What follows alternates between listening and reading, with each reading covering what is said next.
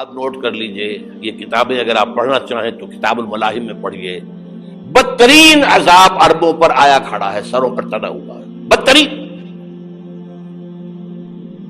ایسی جنگ ہونی ہے الملحمۃ العظمیٰ، جس کو کہ میں بھی آپ کو گواہی پیش کر دوں گا، جسے کہا گیا ہے دی لاسٹ کروسیڈ. بش نے بھی کروسیڈ کا لفظ بول دیا تھا، پھر واپس لیا اس نے. نکل جاتی ہے جس کے منہ سے سچی بات مستی میں.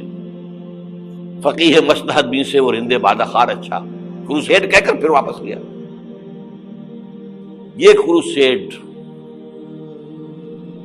اس کے اوپر جس قدر نقصان ہونا ہے عربوں کا. گریٹر اسرائیل بنے گا، یہ عراق، شام، اردن، سعودی عرب کا کچھ شمالی علاقہ، ترکی کا جنوبی علاقہ، مصر کا صحرائے سینا، اور اس کے ساتھ ہی جو بہترین اس کا زرخیز ترین علاقہ ڈیلٹا آف نائل، یہ سب یہودیوں کے قبضے میں جائیں گے. اس کو حدیث میں کہا گیا الملحمۃ العظمیٰ. عیسائی 80 علم لے کر ہے مسلمانوں تم پر حملہ آور ہوں گے، اور ہر علم کے نیچے 12,000 فوج ہوگی. 9.5 لاکھ فوج. یہ نیٹو کی تیاری کس کے لیے ہو رہی ہے؟ جب یو ایس ایس آر کا خاتمہ ہوا تو پوچھا گیا تھا نیٹو چیف سے، اب کس لیے؟ تمہارا وہ دشمن تو ختم ہو گیا، اب ہمیں اسلامک فنڈامنٹلزم سے نمٹنا ہے. وہ جانتے ہیں خطرہ یہی ہے. اب اسلام ابھر سکتا ہے، مسلمانوں کے سینوں کے اندر وہ آگ ہے، اوپر خاکستر آ گیا ہے، تم پہ اٹھانا بیٹھنا، یہ اندر تو انگارہ ہے، اوپر سے راکھ ہے، اس سے دھوکہ نہ کھا جانا ان کے دلوں کے اندر. اور بش نے کہا تھا مسلمان چاہتے ہیں کہ ہسپانیہ سے لے کر انڈونیشیا تک نظام خلافت قائم کریں. اور میں حیران ہوا تھا کہ اس کمبخت کو ہسپانیہ کا خیال کیسے آ گیا. ہمیں تو کبھی آتا ہی نہیں، اب ہم تو بھول گئے. وہ تو 500 برس پرانی بات ہے جبکہ وہاں سے ہمیں نکال دیا گیا تھا. اگرچہ اقبال نے کہا تھا ہے ارض فلسطین پہ یہودی کا اگر حق، ہسپانیہ پر حق نہیں کیوں اہل عرب کا. ہسپانیہ میں تو 800 سال حکومت کی مسلمانوں نے، اور ابھی 500 برس سے گزرے ہیں نا. یہودی تو ارض مقدس سے 2000 سال نکالے گئے. انہیں لا کے آباد کیا گیا، عربوں کے سینے میں خنجر بھونک دیا گیا. وہ چھوٹا سا ملک جو چاہتا کرتا، کوئی پوچھنے والا نہیں. امریکہ جیسے اپنے بیٹے کی حفاظت کرے ویسے کرتا اس کی. اور حضور نے فرمایا ہے وہ جنگ جب ہوگی تو ایک باپ کے اگر 100 بیٹے ہوں گے تو 99 ختم ہو جائیں گے، ایک بچے گا. یہ حدیث ہے، حدیث ہے صحیح. اور آپ نے فرمایا ویل للعرب من شر قد اقترب. عربوں کے لیے ہلاکت ہے، عربوں کے لیے بربادی ہے اس شر سے جو قریب آ چکی ہے. اور آج جس طرح انہوں نے ان کی تہذیب کو اختیار کر لیا ہے، دبئی جا کر دیکھیے، بدترین مغربی معاشرہ جو ہے وہ دبئی کے اندر ہم نے قائم کر کے دکھا دیا. اب سعودی عرب اس راستے پر بڑھ رہا ہے. اور اس کے بعد نمبر 2 پر جو ہے ہم پاکستانی ہیں. لیکن میں اس کے وہ پہلی بات جو کہہ رہا ہوں وہ تو یقینی ہے، اس میں تو احادیث صحیحہ موجود ہے. اگرچہ اس کے بعد پانسا پلٹے گا، پھر حضرت مہدی کا ظہور ہوگا، حضرت عیسیٰ کا نزول ہوگا، اور وہ گریٹر اسرائیل گریٹر گریو یارڈ بنے گا یہودیوں کا. ایک ایک یہودی قتل ہوگا اور دفن ہوگا. یہ بات میں ہونا ہے، میں پہلی بات پر فرض کر رہا ہوں. وہ پانسا پلٹے گا جب پلٹے گا. ابھی جو سامنے ہے وہ کیا ہے؟ جس ملحمۃ العظمیٰ کہا حضور نے، جسے آرمگیڈون کہتے ہیں عیسائی. آرمگیڈون کی اگر کہیں جا کر آپ دیکھیں گے، آپ ڈکشنری میں مانی تو کیا لکھا ہے؟ A very big war which will be fought between the forces of evil and good before the end of this world. اس دنیا کے خاتمے سے پہلے خیر اور شر کی قوتوں کے درمیان بہت بڑی جنگ ہوگی. ارمجدون اسے کہتے ہیں عربی میں، اور آرمگیڈون اسے کہتے ہیں انگریزی کے اندر. اور یہ بائبل کی آخری کتاب کے اندر ہے، جو اس میں کہ مکاشفات یوحنا، ریویلیشنز آف سینٹ جان. یہ تو میں کہہ رہا ہوں یقین کے ساتھ، اور زیادہ دور نہیں ہے، آیا چاہتا ہوں. اس لیے کہ یہودیوں کا اور عیسائی جو کنزرویٹوز ہیں، نیو کنزرویٹوز، ان کا 5 نکاتی ایجنڈا ہے متفق علیہ، جس کے تحت کہ یہ جنگ صلیبی شروع کی گئی ہے. تو سن لیجئے آپ. آرمیگیڈون نمبر 1، گریٹر اسرائیل قائم ہو جانا اس کے نتیجے میں نمبر 2، مسجد اقصی اور قبۃ الصغریٰ کو گرانا نمبر 3، وہاں 3rd ٹیمپل، وہ مسجد جو حضرت سلیمان نے بنائی تھی 1000 قبل مسیح میں، پھر برباد کی تھی نبوکدنضر نے، دوبارہ بنائی گئی، پھر دوبارہ ختم ہوئی 70 عیسوی تک گری پڑی. ان کا خانہ کعبہ گرا ہوا ہے 70 عیسوی سے لے کر آج تک. ایک دیوار ہے ویلنگ وال، جہاں جاتے ہیں، روتے ہیں، پیٹتے ہیں، ماتم کرتے ہیں، وہاں وہ بنے گا 3rd ٹیمپل. اور نمبر 4، اس میں لا کر رکھا جائے گا تخت حضرت داؤد کا. یہ تخت کہاں ہے اس وقت؟ یہ لندن شریف کے اندر، جو ان کی پارلیمنٹ کا جو چرچ ہے، ویسٹ منسٹر ایبے، اس میں رکھا ہوا ہے. ایک پتھر تھا جس پر بٹھا کر حضرت داؤد کی تاج پوشی ہوئی، پھر حضرت سلیمان کی ہوئی، پھر وہ پتھر رکھ دیا گیا جب حضرت سلیمان نے بنایا ہیکل مسجد اقصی، وہاں رہا وہ. ہر بادشاہ جو تھا یہودی اسی کے اوپر بٹھا کر اس کی تاج پوشی ہوتی تھی.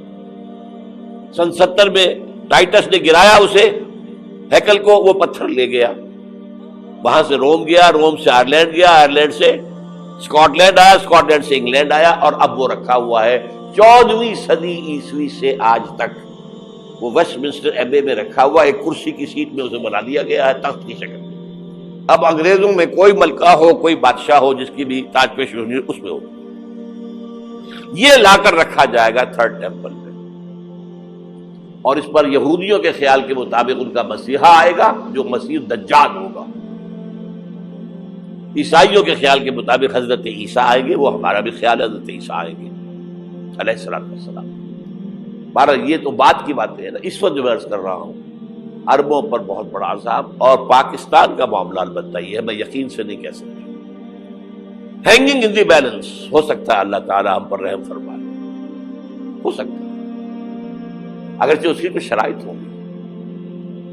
چمن کے مالک اگر بنا لے موافق اپنا شعار، اب بھی چمن میں آ سکتی ہے پلٹ کر چمن سے روٹھی بہار، اب بھی ہو سکتی ہے.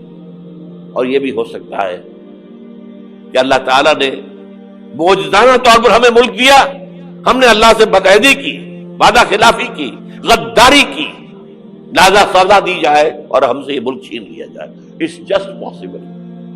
دور نہ سمجھے، اسے انہونی بات نہ سمجھے. جو گھیراؤ ہو رہا ہے آپ کے مغرب میں نیٹو فورسز اور مشرق میں بھارتی فورسز گدھوں کی طرح بیٹھے ہوئے انتظار کر رہے ہیں پاکستان اور ڈسٹیبلائز ہو جائے، یہاں اور بدامنی ہو جائے. اب لاہور میں پھر آج دھماکے ہو گئے ہیں. 2 دن پہلے کا دھماکہ میں سہ کے آیا ہوا ہوں، آپ کے سامنے بیٹھا ہوں. وہ جانے بچی ہیں جو ہماری اکیڈمی کا حشر ہوا وہ میں آپ کو نہیں بتا سکتا. یہ سارا کیوں ہو رہا ہے؟ تاکہ یہاں بدامنی ہو جائے اور ہمیں جواز مل جائے. مغرب سے نیٹو فورسز داخل ہو جائیں، مشرق سے بھارتی فورسز آ جائیں، اور ہمارے ایٹمی دانت توڑ کر اور پھر ہمیں بھارت کے سامنے ڈال دیا جائے. نو ڈو ایز یو لائک. یہ ان کا نقشہ ہے. ہوگا کیا وہ اللہ جانتا ہے. ہوگا وہ جو اللہ چاہے. لیکن اللہ کا چاہنا جو ہے وہ کس پر منحصر ہے؟ یہاں انقلاب برپا کرو، یہاں اسلام لاؤ. اگر دھندوں میں لگے رہو گے تو وہ خود بخود نہیں آ جائے گا انقلاب. صحابہ نے جانیں دی تھی، کتنی تکلیفیں اٹھائی تھی. 12 برس تک مکی دور کے اندر با نشہ درویشی در ساز و دمادم زن، جو پختہ شبی خدرہ بر سلطنت جم سن. یوم طائف یاد ہے جو حضرت عائشہ فرماتی ہے کہ میں نے پوچھا تھا حضور سے کہ یوم احد سے زیادہ سختی بھی آپ پر کبھی آئی؟ یوم احد پر کیا ہوا تھا؟ تلوار کا وار پڑا تھا آپ کے چہرہ مبارک، یہ جو رخسار کی ہڈی ہے اس کے اندر وار گیا ہے، اوپر خود کی 2 کڑیاں تھیں وہ اس میں گھس گئیں، 2 دندان مبارک شہید ہوئے۔ وہ خود کی کڑیاں ایک صحابی نے اپنے دانتوں سے پکڑ کے کھینچنے کی کوشش کی، دانت نکل گئے، وہ نہیں نکلی، کیا جتن کر کے نکالی گئی ہوگی تو خون کا فوارہ آیا، اتنا خون گیا ہے کہ آپ بے ہوش ہو گئے، گر گئے، اور مشہور یہ ہو گیا کہ آپ کا انتقال ہو گیا، شہادت ہو گئی۔ یہ سیرت کبھی پڑھی ہے؟ حضرت عائشہ کے ہوش کا تو یہی دور تھا نا، یوم طائف میں جو آپ کی کیا تھی، بچی تھی، انہیں کیا پتا کیا ہو رہا ہے حضور کے ساتھ۔ 3 دن تک حضور مکے کی گلیاں اور وہاں کے اوباش لوگ پتھراؤ کر رہے گئے تھے اس امید میں کہ شاید وہاں کا کوئی سردار ایمان لے آئے، تو یہاں تو ابو طالب بھی فوت ہو گئے، یہی دنیاوی سہارا تھا، خاندانی سہارا تھا ابو طالب کے ذریعے، اور گھر میں ایک دلجوئی کرنے والی رفیقہ حیات تھی، وہ بھی، ان کا بھی انتقال ہو گیا۔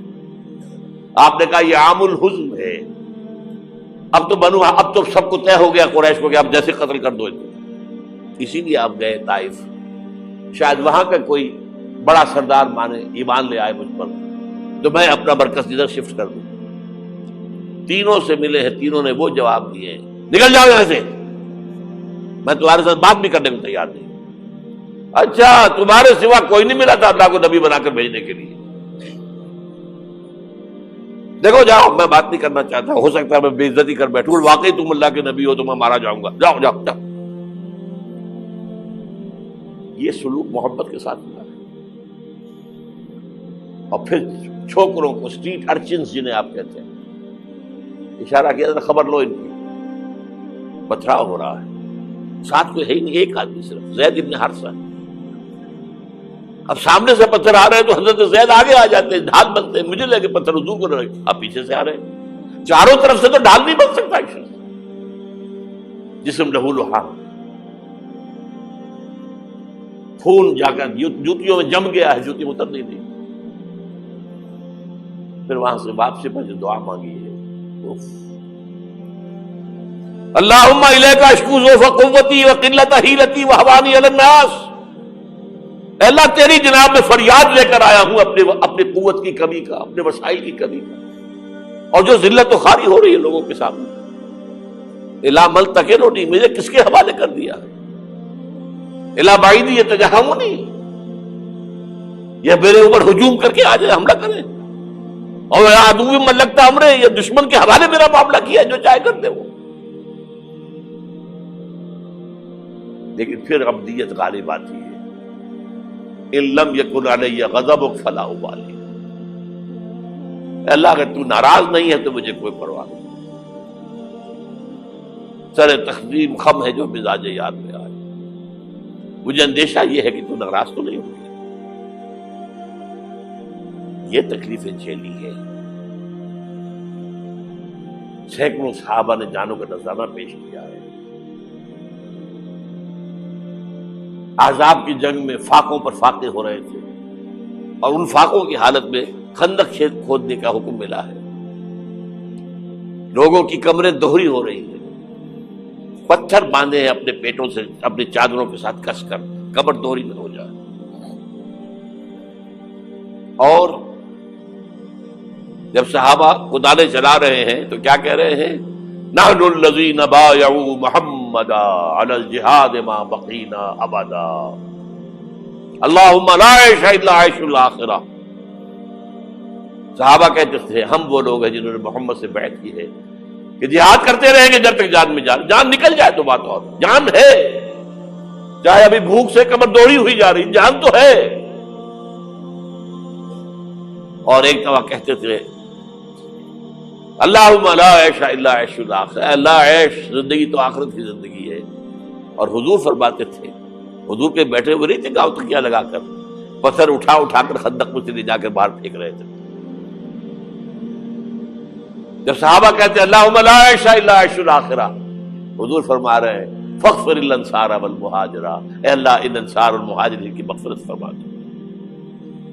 پھر حضور کی خدمت میں کچھ لوگ آئے، حضور اب یہ فاقہ ناقابل برداشت ہو گیا، دیکھیے ہم نے یہ پتھر باندھے ہوئے اپنے پیٹ کے ساتھ۔